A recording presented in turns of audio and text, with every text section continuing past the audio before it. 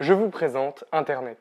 Ce sont ces câbles sous-marins qui vous permettent de regarder cette vidéo et de vous relier au monde en un clin d'œil. Cette carte est le résultat de milliers d'années d'évolution. Si on considère que ces câbles représentent l'Internet d'aujourd'hui, alors son ancêtre est certainement le télégraphe. Depuis la fin du XVIIe siècle, ce moyen de communication a évolué constamment. Le message passe par un câble électrique posé au fond des océans lorsqu'il faut traverser ceux-ci. C'est ainsi qu'une première liaison Douvres-Calais est posée en 1851. Elle fonctionnera pendant 40 ans et donnera le départ d'une course effrénée qui cherche encore aujourd'hui son vainqueur. À l'époque des grands empires coloniaux et de la révolution industrielle, le commerce se mondialise et on connaît un essor des bourses. Grâce au télégraphe, les messages passent plus rapidement d'une partie à l'autre du globe.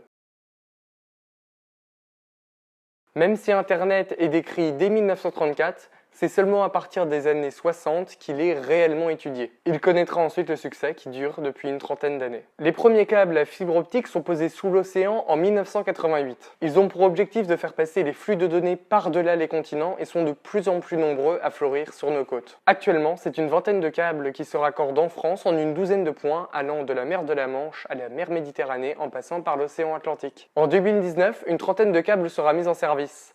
C'est un peu moins que le nombre prévu pour 2020. On peut dire que l'industrie du câble à fibre optique sous-marin bat son plein. Mais n'est-ce pas abandonner le contrôle des informations que de les laisser circuler dans de grands circuits internationaux? Certains soupçonnent même la NSA américaine de pomper des données dans le réseau. D'autres ont la mauvaise surprise de se réveiller un matin et d'avoir perdu la connexion.